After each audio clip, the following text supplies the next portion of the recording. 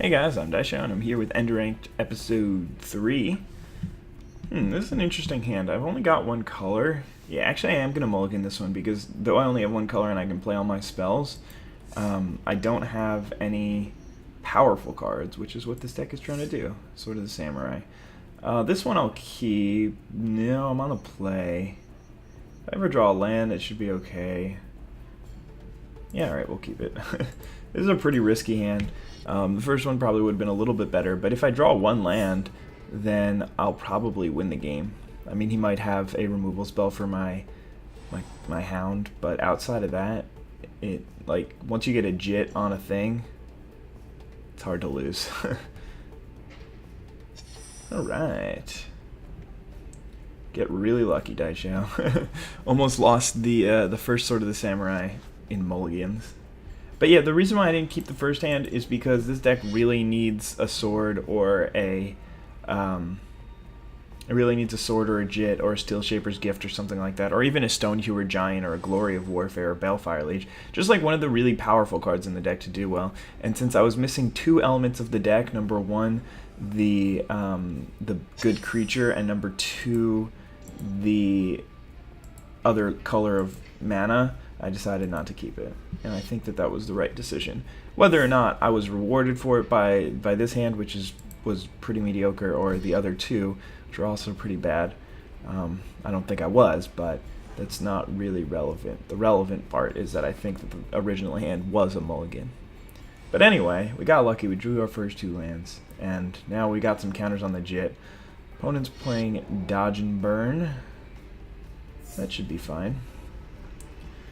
I don't think that deck has any bounce spells in it, so... Alright, I could just play this Glory of Warfare right here. Seems reasonable. He can't block. I start getting in for a lot of damage and make this... Oh, is he dead next turn? Yeah, I can kill him next turn.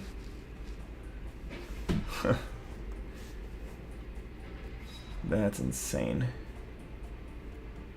Because I have, yeah, so this is going to be attacking for 4, and then I can put 4 more counters on it. It'll be a turn 5 win. That's ridiculous. Of course, if he does have, or if he just holds back, then, or he blocks or something like that, he's not going to die, but he might. Jar. Okay, I mean, that also, no, wait, that doesn't save him at all. Because I can just give equipped creature +2/+2. If I want, I can also kill his wee Dragonauts, but I don't want. And that also doesn't save him at all. It doesn't save him any damage, because he just takes 2 from the Char. So he's still dead next turn. And that play was pretty much useless. I guess he could have a Pongify.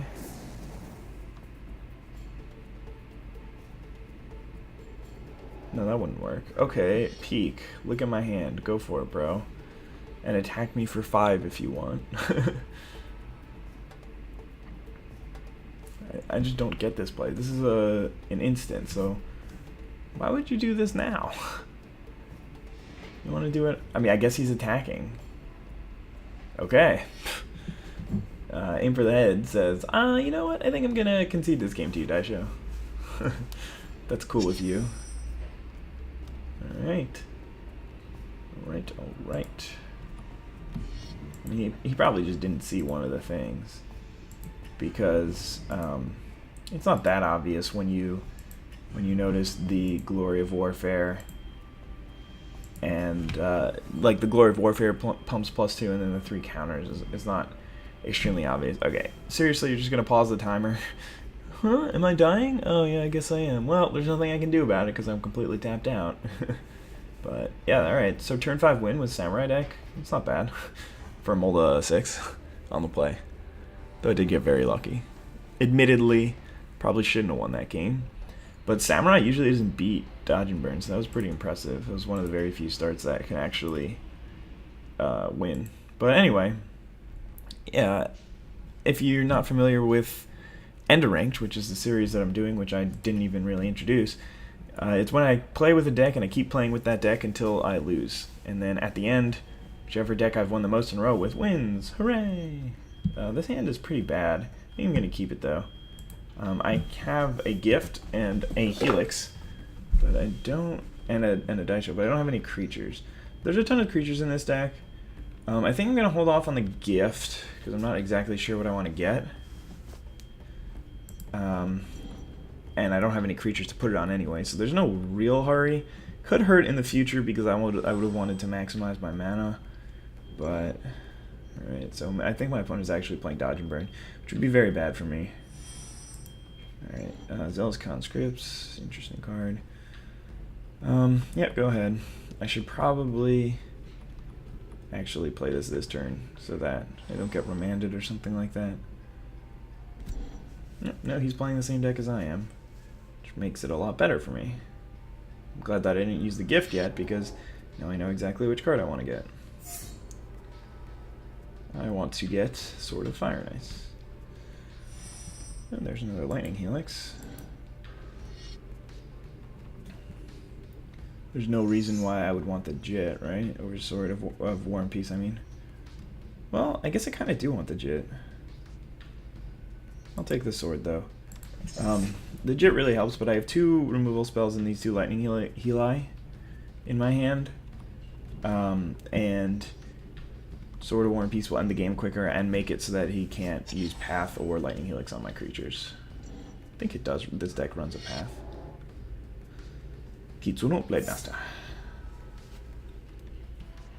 Alright. I think I'm going to murder the Blade Master here. I'm not going to bother with the other thing. Though I probably should be holding up Lightning Helix at this point. Because if he just drops a Jit, I'll be entering Sad Town. Alright, well, that looks like a better play for me. Play Sword and Devoted Retainer. And just hope he doesn't have Jit. Because if he has Jit, then I'll probably lose. Like, well, I guess he can't really remove a counter, otherwise I can kill his guy, but still. Him getting counters on the Jit would be very unfortunate for me. But just a Moth Rider Samurai means that I have all but won this game. It's pretty early on to be saying that. What are you doing? What is that? Why would you not attack me? It doesn't make any sense at all. I mean, it wouldn't do much because I'm about to gain another 4, but you can't do anything from back there. Deal another 4, gain another 4, ship the turn right back. Leave up Lightning Helix, so even if he has his own sword, then I can buy myself a turn. Because he'll have to pay the mana to equip, and then I can Lightning Helix the creature in response, so before it gets equipped it still doesn't have protection, and then I can kill the creature, and then he won't have enough to re-equip. So, everything's going pretty well here. Not that much that my opponent can do that would be really useful. I guess he could, like... I don't think that does anything, now that I think about it. Oh, yeah, that must. If he... No, that wouldn't really do anything anyway. Never mind. I was going to say, if he, like, plays his own Zealous Conscripts and steals my Call to Glory, everybody gets +1/+1. Yippee. If he plays his own Zealous Conscripts and... gains control of my sword, then it would become unequipped, but that wouldn't really do much because then he wouldn't have enough mana to kill it or anything. Alright, okay.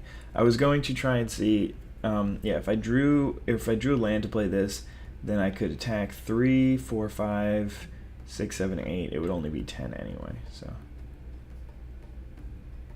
Anyway. Yeah, I think I'm just going to attack with my Devoted Retainer. There's no real... That's what it's called, right? Okay, that would be really weird if I just made up a word and it wasn't the name of my creature. But, I mean, there's no real reason to do anything else. I'm just going to Lightning Helix him at end step and then hopefully kill him with the Retainer. Actually, for sure kill him since... well, no, if he plays both of the cards out in his hand, then I can only do 5 with this. Oh, 5. Yes, 3 + 5 equals 8. Which is his life total currently, so unless he has a life gain spell in hand, he's going to be entering Sadville. Sad Town? Sad Townville. Population. Zombie Necromancer. That's funny. You just go into a town and everybody's all sad and whatnot, and there's just one zombie necromancer that's just chill. What is a zombie necromancer? A necromancer would control zombies. And of course he makes this strategic no attack with Arab and Moth Rider. I mean, it doesn't really make much sense, but whatever. But yeah, back to this question. What is a zombie necromancer? Can that even happen? Like, according to most mythology, let's just do it this way. According to most mythology, zombies and necromancers control zombies, and zombies can't really think for themselves. So, how would a zombie necromancer ever happen? It doesn't really make much sense to me. If you've got a good reason why zombie necromancers make sense, leave it in the comment section, because I certainly don't. But all I do know is that I have defeated the zombie necromancer. So that makes 2 for sort of the samurai, surpassing the elf deck with only 1 win. And yeah, that's about it. I hope you guys enjoyed the video. Have a wonderful day. Bye.